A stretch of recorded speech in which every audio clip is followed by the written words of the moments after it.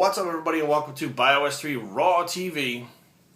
Today I'm going to talk a little bit about the anabolic threshold, okay? And what that is, and I don't even know over time where this has been lost, but it has been lost. And I've noticed that nowadays a lot of the young guys like to use the short-acting compounds, okay? Trenbolone acetate, testosterone propionate, masteron dipropionate, anything that's fast-acting they're taking like Monday, Wednesday, and Friday doses of them, whatever. Now, the longer-acting compounds, which were the ones that I preferred when I was using steroids, were in your system. It takes a little longer to get in your system, and then it takes longer to get out of your system, okay? And what happened was I noticed that I would do the same kind of dosing schedule. So I would do like 200 milligrams on Monday, 200 milligrams on Wednesday, 200 milligrams on Friday of DECA per se, okay? And I would get results. It was kind of working. Okay, great. You're getting results from DECA. Of course, everybody's going to get results from DECA.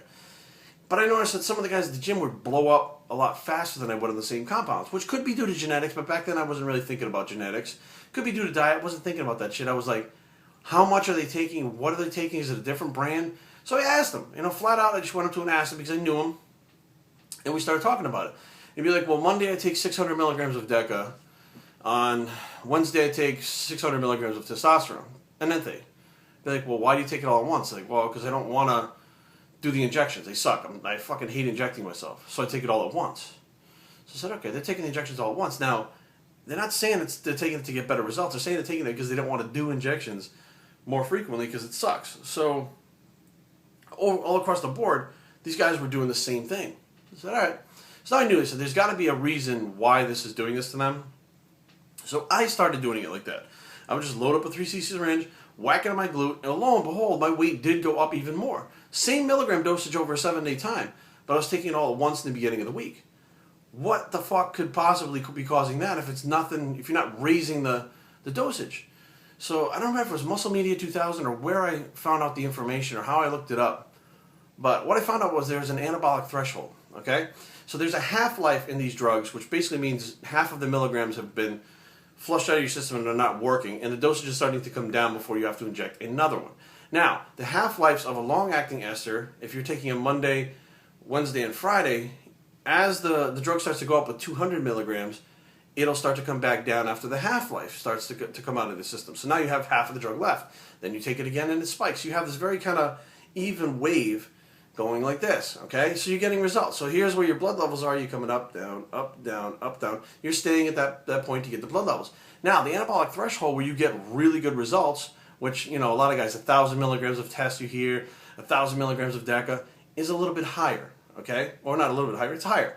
Now, how do you get to that point where you really start to see those results?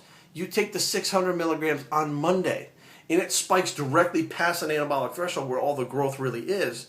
And now what happens is up here, it starts to come down here. As the week goes along, Sunday comes, Monday comes, boom, it's right back up again. And now you have more of the drug in the blood at one time, causing more of the reaction that if you need it, it's there. It's working. Okay? It's the same type of principle with the oral steroids. A lot of guys back in the day, myself included, would take these little 5 milligram D-balls we had from Thailand called Anabols. And we take them one at a time throughout the day. Try to keep blood levels stable because that was the myth. I'll keep the blood levels stable. Well, it's 5 milligrams of stability, that could be in and out of your system in an hour or two. Whereas some of the guys were like, hey, I'm just going to take 40 milligrams before my workout. Or take 40 milligrams in the morning. I'll get that spike that's past the anabolic threshold. And it was working.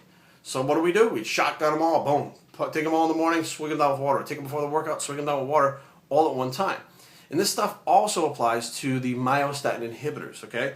So myostatin, if your myostatin's here, and you're inhibiting it to here, okay? And you're doing the dosing schedule that's, some of the research that I saw before was dosing every day in smaller amounts for 7 days out of one vial, you'll get that little drop in myostatin. It keeps going like this. It keeps suppressing it, right? Well, what happens if you do the whole vial? Boom.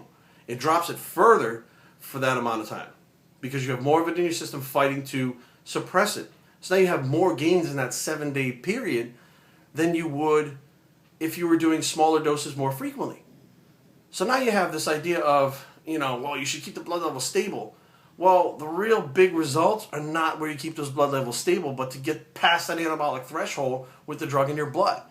And as you see, like some of these newer guys, what they do is they'll have like their 100 milligrams of prop, 75 milligrams of trenbolone acetate, and they'll use that Monday, Wednesday, and Friday.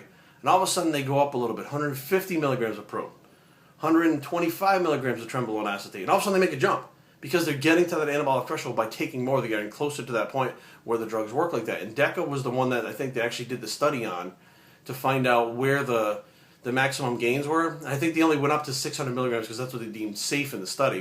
It was like 600 milligrams of enanthate and 600 milligrams of nandrolone decanate that were studied.